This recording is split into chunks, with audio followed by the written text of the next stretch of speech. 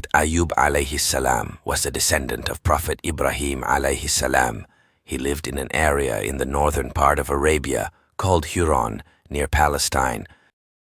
Allah sent him as messenger to the area of Huron to teach his people Tawheed and to guide them to straight path. Most of the people of Huron did not believe in Allah. They were selfish. They did not help the needy or the orphans. They did not feed the hungry. Prophet spent his days and nights calling them to believe in Allah. He warned them of the day of judgment. Ayyub alayhi salam was a very rich man. He had cattle, slaves, servants, and lots of lands and property. He also had many children and a big family. Allah had blessed Ayyub with many comforts. His house was on a vast piece of land. There were fruit gardens with rows of towering trees. He possessed fields which produced many kinds of vegetables. In the fields around his house, Ayyub alayhi salam and his family kept animals. The test. The wealth of Ayyub was a test from Allah. The Prophet Ayyub was an example for others to follow. Ayyub had great wealth and comforts, but he knew that they were blessings from Allah. He always remembered and thanked Allah. Allah decided Ayyub in a different way. Everything was taken away from him, one after the other, and he suffered different types of diseases. No part of his body was safe or healthy except his heart and tongue, with which he remembered Allah.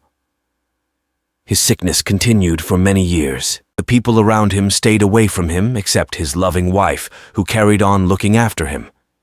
She remembered his good treatment of her and his compassion for her. Prophet Ayyub alayhi salam never lost patience at all. When the sickness had afflicted him for a long time, he said to her, "I have lived for 70 years in healthy condition. Could I not bear all this patently for the sake of Allah for another 70 years? She was impatient with this answer. She served other people for wages to feed Ayyub alayhi salam, but after some time, people stopped giving her work because, being Ayyub alayhi salam's wife, they were afraid that he might pass on his diseases to them. Ayyub's wife was not ordinary woman. She remained by his side through all the hard times.